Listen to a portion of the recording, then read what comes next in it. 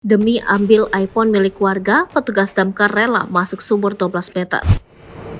Demi mengambil iPhone 14 milik warga yang terjatuh, petugas damkar Kota Depok rela menyelam ke sumur sedalam 12 meter. Seorang warga di Depok, Jawa Barat bikin repot petugas pemadam kebakaran karena ulah cerobohnya. Handphone iPhone 14 miliknya tercebur ke dalam sumur. Petugas Dinas Pemadam Kebakaran dan Penyelamatan Kota Depok terpaksa turun tangan dan rela menyelam ke dalam sumur 12 meter. Lantas, handphone berhasil ditemukan. Tak hanya jago memadamkan api, petugas pemadam kebakaran juga ahli membantu warga yang tengah kesulitan. Di antaranya membantu warga yang kehilangan iPhone 14 karena terjatuh di sumur sedalam 12 meter. Petugas damkar itu pun menyelamatkan ponsel warga yang terjatuh hingga viral di media sosial. Video yang diposting Instagram Depok Fire Rescue 113 terlihat petugas damkar berjibaku mempersiapkan berbagai peralatan untuk menyelam ke dalam sumur. Setelah itu, seorang petugas pun perlahan menuruni rongga sumber dengan diameter kurang dari 1 meter. Beruntung petugas berhasil mengambil handphone milik warga yang berada di dasar sumur itu.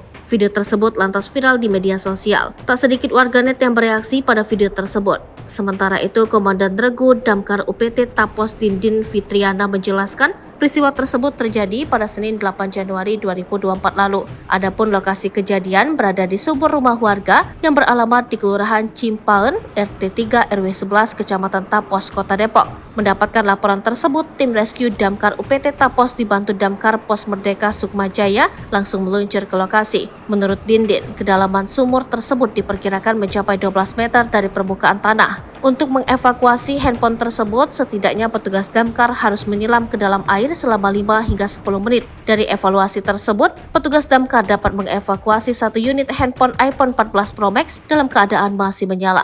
Download Tribun X sekarang, menghadirkan lokal menjadi Indonesia.